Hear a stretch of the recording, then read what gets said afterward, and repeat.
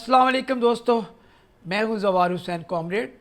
आज मैं आपसे जर्नलिज़म के हवाले से और सियासत का तमस्खर उड़ाने के हवाले से और सियासत से नफ़रत करवाने के हवाले से जो कुछ प्राइवेट चैनल्स पे हो रहा है उसके हवाले से बात करूंगा। तो दोस्तों, बात यह है कि जब कारगिल की जंग हुई तो दुनिया भर में हमारा जो मौक़िफ़ था वो हम पेश करने में नाकाम रहे। हमारे पास एक ही चैनल था, पाकिस्तान टेलीविज़न, जिसके ज़रिए हम दुनिया में अपने मौक़िफ़ का डिफेंड नहीं कर सके। और कारगिल इशू को जो एक बैक फुट पे आना पड़ा, उसमें एक ये भी था कि हमारे पास मीडिया इंटरनेशनल नहीं था। तो जनरल परवेज़ मुशर्रफ ने आज़ादी सहाफ़त के नाम पे और पाकिस्तान में लिबरलिज़म के नाम पे, चूँकि उस वक़्त जो एजेंडा था उसमें बहुत फंडिंग हुई थी, तो जनाब मसूफ़ ने, जनरल साहब ने प्राइवेट चैनल्स को लाइसेंस दे दिए और ये कहा गया कि आप वैल्यूज़ के साथ यहाँ हिकमत और दानाई को प्रमोट करें, यानी आप जो आप करना चाहें करें। तो जो अर्ली दौर था वो बड़ा खूबसूरत दौर था प्राइवेट चैनल्स का। 2-4 साल में तो ऐसा महसूस होता था कि जनाब ये अब तब्दीली आने वाली है, समाजी शौरी तब्दीली उजागर हो रही है लोगों में। और इतने खूबसूरत प्रोग्राम हुआ करते थे इब्तदाई 4-5 सालों में कि जनाब अब आवाम जो हैं वो बाशऊर हो जाएंगे और पाकिस्तान में सियासत भी फले फूलेगी, सियासी अमल भी फले फूलेगा, लोग हिकमत और दानाई से भी आशना होंगे। लेकिन हुआ उसके बरअक्स 2-4 साल के बाद। वो ऐसा कि जो एक एजेंडा था उन लोगों का जो आवाम को सियासत से नफ़रत करवाना चाहते हैं, सियासतदानों को बुरा भला कहना चाहने वाले लोग, ताकतवर लोग, सरकारी मुलाजिमीन, उन्होंने प्लान किया कि प्राइवेट चैनल्स की एक यलगार आ रही है, ये हमारी मुट्ठी में है, तो क्यों ना ऐसा किया जाए कि इन चैनल्स को सियासत के ख़िलाफ़ नफ़रत पैदा करने के लिए इस्तेमाल किया जाए। तो ऐसा ही हुआ। टीवी चैनल्स पे बाकायदा प्रोग्राम रिकॉर्ड किए गए, उनकी फॉर्मेट ऐसी बनाई गई जिसमें सियासतदानों को गालियाँ दी जाती, सियासी अमल को बुरा भला कहा जाता और तमाम बुराइयाँ जो हैं वो सियासतदानों पे, सियासी जमातों पे, सियासी पार्टियों पे, सियासी कारकुनों पर, सियासी अमल पे डाला जाता। उसमें बड़े बड़े नामवर दानश्वर जो हैं वो पैदा किए गए, ऐसे लोग जो सिर्फ बोल सकते थे, जिनका जर्नलिज़म से, सहाफ़त से कोई ताल्लुक़ नहीं था, उनको जनाब टीवी चैनल्स पे उनके लिए प्रोग्राम लिखे गए, उनकी पर्सनैलिटीज़ को इतना बढ़ा चढ़ा के पेश किया गया कि वो सुकरात और बुकरात बन गए। ऐसे ही एक सुकरात और बुकरात आफताब इकबाल हैं। मौसूफ़ का जर्नलिज़म से कोई ताल्लुक़ नहीं है। ये नवाए वक्त में कालम लिखते रहे हैं, आज से 2 दहाई कबल तो हस्बे हाल के नाम से या किसी और नाम से कालम देते थे मौसूफ़, और वट्टू साहब की सिफारिश थी तो उसके बाद ये चले जाते थे। ना तो किसी रिपोर्टिंग सेक्शन में बैठे हैं, ना किसी न्यूज़ रूम में बैठे हैं, ना उन एडिटिंग का पता है, ना उनको जर्नलिज़म की जो असूल हैं, ज़वाबत हैं, जो इक़दार हैं, उनके बारे में कुछ नहीं मसूफ़ जानते, लेकिन बोलते बड़ा अच्छा थे।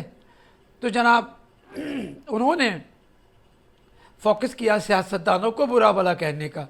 वही एजेंडा जो मिला था प्राइवेट चैनल को, उन्होंने जनाब बड़े एहतमाम के साथ अपनाया और 2009 से उनका प्रोग्राम हिट होना शुरू हुआ बड़े टीवी चैनल्स पे। तो मसूफ़ जो है चंद दिनों में ही एक पॉपुलर एंकर पर्सन बन गए। ये याद रहे कि एंकर जो होता है वो सहाफ़ी नहीं होता, एंकर एक परफॉर्मर होता है। अब हम आते हैं, आफताब इकबाल साहब जो हैं वो जो नफ़रत का बीज बोते हैं सियासत के ख़िलाफ़, सियासतदानों के ख़िलाफ़, थोड़ी उस पर बात करते हैं। इसके लिए हमें माजी में जाना पड़ेगा। मौसूफ़ जो हैं आफताब इकबाल, उनके वालिद मोहतरम ज़फ़र इकबाल साहब बहुत सीनियर शायर हैं, बहुत कॉम्पिटेंट शायर हैं। उनकी शायरी पाकिस्तान में एक उनको काबिलियत है, उनको अपनी पोइट्री में उनको माना भी जाता है कि वो बड़ा उनकी कॉम्पिटेंसी है शायरी पे। लेकिन मौसूफ़ जो हैं जनाब ज़फ़र इकबाल साहब हमारे लिए बहुत मोहतरम है। वो भी सियासी अमल का हिस्सा थे भुट्टो साहब की 70 की हुकूमत में। پیپلز پارٹی سے وابستگی اختیار کی. ان کے اوکاڑا شہر کے دوست احباب سبھی گواہ ہیں کس طرح پیپلز پارٹی میں وہ گئے. اور پھر جرنلسٹ تھے، کالم نگار تھے اور شاعر اچھے تھے، ان کی پی آر بھی اچھی تھی، ان کو پی آر بنانی بھی آتی تھی. تو ان کی پی آر بن گئی مولانا کوثر نیازی صاحب کے ساتھ، جو پیپلز پارٹی کے انفارمیشن منسٹر تھے. تو جناب کو ایڈوائزری مل گئی اور اس ایڈوائزری میں انہوں نے خوب انجوائے کیا، مالی مراعات لی. اور ان کے کلیگ دوست احباب یہ کہتے ہیں کہ وہ اس امر میں بڑے ہی ایکسپرٹ ہیں. تو جب الیکشن آیا 77 کا، اب ظفر اقبال صاحب جو تھے ان کے پیپلز پارٹی میں جڑیں ہو گئی تھیں، تو ان کا خیال تھا کہ میں جو مانگوں گا مجھے مل جائے گا. انہوں نے اب سوچا کہ مال پانی ہی اگر بنانا ہے تو اسمبلی میں جاتے ہیں. انہوں نے ٹکٹ مانگ لیا اس سیٹ پہ پیپلز پارٹی کا جس پہ راؤ خورشید الیکشن لڑ رہے تھے. اتنی بڑی پرسنالٹی سیاست، اتنے خوبصورت سیاستدان، وعدے دار، ان کے مقابلے میں پیپلز پارٹی نے ان کو ٹکٹ نہیں دیا ظفر اقبال صاحب کو. تو یہ چلے گئے پاکستان قومی اتحاد PNA میں، اس کا ٹکٹ مل گیا ان کو قومی اسمبلی کا، اور انہوں نے الیکشن لڑا.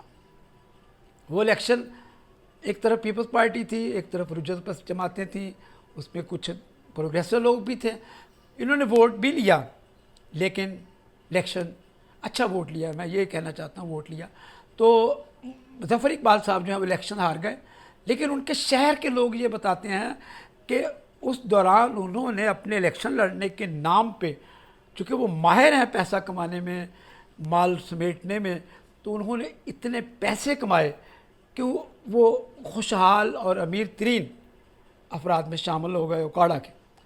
کہتے ہیں کہ وہ PNA کا الیکشن جو ہے انہوں نے ان کی کایا پلٹ دی معاشی طور پہ. پھر اس کے بعد زیادہ اور پھر جناب بے نظیر بھٹو کے بھی قریب آنے کی کوشش کی. پھر یہ مصوف جو سیاست سے نفرت دلواتے ہیں ان کو یہ یاد نہیں کہ ان نے اپنے والد گرامی جو ہیں وہ سیاسی عمل کا حصہ رہے ہیں، اور سیاسی عمل سے وابستگی کی وجہ سے ان کی معاشی خوشحالی آئی، ان کا نام بنا. تو یہ مصوف آفتاب اقبال جو ہیں یہ آئے، اور ان کی پہلی انٹری جو تھی وہ کالم نگاری تھی. اور وہ کالم بھی آپ نے پڑھے ہوں گے، جن لوگوں نے نہیں پڑھے ان کو یہ ہمارے دوست بتاتے ہیں کہ وہ ایک سطحی طرح کے کالم تھے جس میں کمپیٹنسی نہیں تھی. پھر ان مصوف نے اپنا ایک میگزین نکالا حسب حال کے نام سے، وہ بھی کوئی پاپولر میگزین نہیں تھا. ہاں البتہ اس میں سرکاری اشتہارات بڑے ملتے تھے، چونکہ ان کی منظور وٹو کے ساتھ بڑی PR تھی اور ان کے اسپیشل اسسٹنٹ بھی رہے. اور اوکاڑا کے ہی دوست بتاتے ہیں کہ بڑا مال کمایا گیا، زرعی زمین، فارم ہاؤس، یہ وہ جتنا تھا یہ سارا اسی دور میں سمیٹا. اس کے بعد پھر جب مشرف کا دور آیا تو مصوف آ گئے اینکری پہ. اب اینکری کے ذریعے انہوں نے سیاست کو اتنی گالی دی، سیاستدانوں کا اتنا تمسخر اڑایا، صحافیوں کو اتنا برا بلا کہتے ہیں. اب ہم اس ایشو پہ آتے ہیں جس پہ میں آج کا ویلاگ کر رہا ہوں. طاہر سرور میر ہمارے معزز ترین صحافی ہیں، سینئر جرنلسٹ ہیں، اور انہوں نے شوبز کے وہ ٹرینڈ میکر جرنلسٹ ہیں شوبز میں. ان کی جو رپورٹس ہیں، ان کے جو انٹرویوز ہیں، دیکھیے یہ بہت بڑا اعزاز ہے کہ انڈین جو لیجنڈ سٹار ہیں امیتابھ بچن، دلیپ کمار، لتا منگیشکر، اس طرح اور بہت سے بڑے نام جن کے انٹرویوز کیے ہیں طاہر سرور میر صاحب نے. یہ کوئی چھوٹی بات نہیں ہے کہ آپ اتنے بڑے لوگوں کا انٹرویوز کرتے ہیں. اس کے بعد انہوں نے شوبز جرنلزم کو ایک کمپیٹنسی دی. شوبز کے پیج جو تھے، مجھے یاد ہے کہ جس زمانے میں طاہر سرور میر جرنلزم میں آئے تو لوگ خبریں بعد میں پڑھتے تھے اور طاہر سرور میر کا شوبز پیج جو ہے وہ پہلے پڑھا جاتا تھا. اتنا دلچسپ ہوتا تھا. جرنلزم نام ہی اس بات کا ہے کہ آپ کسی فیلڈ میں ہوں، کسی شعبے میں ہوں، آپ اس میں اتنی خوبصورتی لے کر آئیں کہ آپ کا کاری جو ہے وہ آپ کا مداح ہو جائے. تو جناب طاہر سرور میر صاحب کے حوالے سے انہوں نے 23 اپریل کو ایک پروگرام کیا جس میں ان کا تمسخر اڑایا گیا. جو جینیون کام تھا، جو میر صاحب نے جینون انٹرویوز کیے دلیپ کمار صاحب کا، امیتابھ بچن کا، لتا منگیشکر کا، اس کا تمسخر اڑایا گیا کہ وہ دعویٰ کرتے ہیں جی انہوں نے انٹرویوز کیے ہیں. یہ آن دا ریکارڈ باتیں ہیں، یہ ساری چیزیں جو ہیں پبلش ہو چکی ہیں، تصویریں ہیں، سب کچھ ہے، ایک ریکارڈ پہ چیزیں ہیں. آپ اس کو چیلنج کر رہے ہیں جس کو بچے نے پڑھا ہے پاکستان کے. اس کے بعد آپ ان کی بے روزگاری جو ہے اس پہ تانہ زنی کرتے ہیں. تو دوست बेरोज़गारी आपकी फेवरेट हुकूमत ने दी है।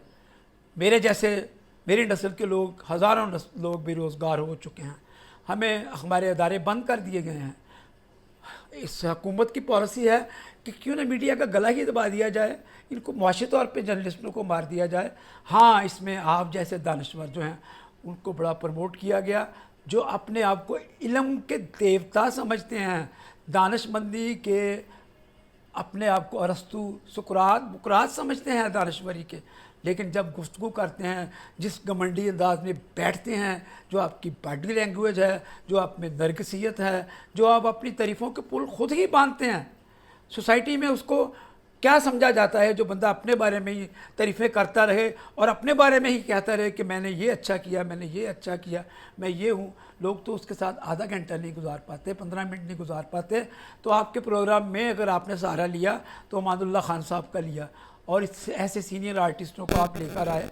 पहले आपको इत्तेफाक से सुहेल अहमद साहब मिल गए तो आप पॉपुलर हो गए उनके सहारे, और फिर आपको प्रमोट किया गया था कि आपने नफ़रत करवानी है सियासत से, उसमें आप कामयाब हुए।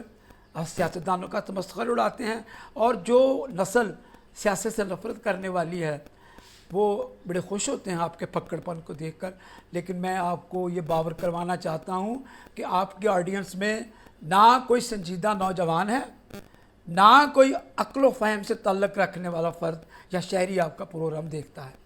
हमारे जैसे लोग तो आपका नाम सुन के हमारी कैफियत अजीब सी हो जाती है कि यार ये क्या पर्सनैलिटी है जिसको मुसल्लत किया गया है हम पे। तो मेरी जान, आपसे मैं ये दरख्वास्त करूँगा कि आपने एक बहुत बड़े जर्नलिस्ट के बारे में तमस्खर उड़ाया है, जो जेन्युइन जर्नलिस्ट हैं, जो आजिज़ी इनकसारी पसंद हैं, जो आपकी तरह घमंडी नहीं हैं, जो अपने सीनियर्स को एहतराम देते हैं, जो अपने जूनियर्स को इज़्ज़त शफ़क़त प्यार देते हैं, जो सिखाते हैं और अभी तक सीखने के अमल में भी आ जाते हैं। ताहिर सरवर मीर साहब, उनके क्रेडिट में बहुत काम है। और आपकी इत्तला के लिए अर्ज़ है कि इस वक्त वो जो काम कर रहे हैं फ़िल्म की रिसर्च पे, वो दुनिया का सबसे बड़ा ब्रॉडकास्टिंग का अदारा, अशाती अदारा BBC है। ताहिर सरवर मीर साहब BBC के लिए काम कर रहे हैं और उस काम की धूम है। जो फिल्म इंडस्ट्री से लोग वाबस्तगी रखते हैं, शोबिज़ जर्नलिज्म पढ़ना चाहते हैं, वो हर बंदा कह रहा है कि यार ताहिर सरवर मीर ने तो BBC पे छा गए यार।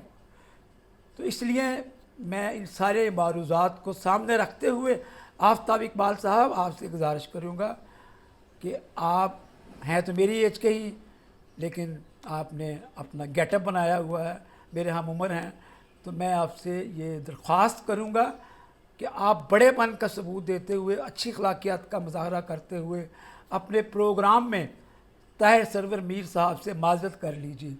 उनका जो तमस्खर उड़ाया गया, उनके साथ जो ज़्यादती की गई, उस पर आप माफ़ी मांग लीजिए, वरना जर्नलिस्ट बरादरी जो है वो बहुत सख्त रद्द-ए-अमल देगी।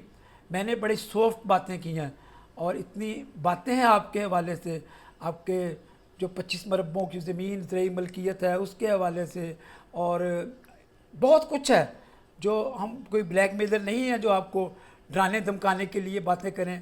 लेकिन अगर आपने माफ़ी ना मांगी तो फिर सहाफ़ियों के रद्द-ए-अमल की एक चेन शुरू होगी। तो मैं आपसे ये हमदर्दाना आपको मशवरा देता हूँ कि जितनी जल्दी हो सकता है अपने प्रोग्राम में ताहिर सरवर मीर साहब से माफ़ी मांग लीजिए। ओके नाज़रीन, मेरे दोस्त अहबाब जो व्लॉग मेरा देखते हैं उन सब का मैं बड़ा मशकूर हूँ, और उम्मीद है कि आप अपने कमेंट्स में जो मेरी राय है इस पर ज़रूर बात करेंगे। अगर मैंने कोई गलत बात की है तो आप उस पर मेरी इस्लाह करेंगे, और अगर ठीक बातें की हैं तो तायद भी करेंगे और मुतालबा भी करेंगे कि ताहिर सरवर मीर से आफ्ताब इकबाल माफ़ी मांगे। बहुत सलामती आप सब लोगों के लिए, आप लोगों के लिए नेक ख्वाहिशात। आप सलामत रहिए।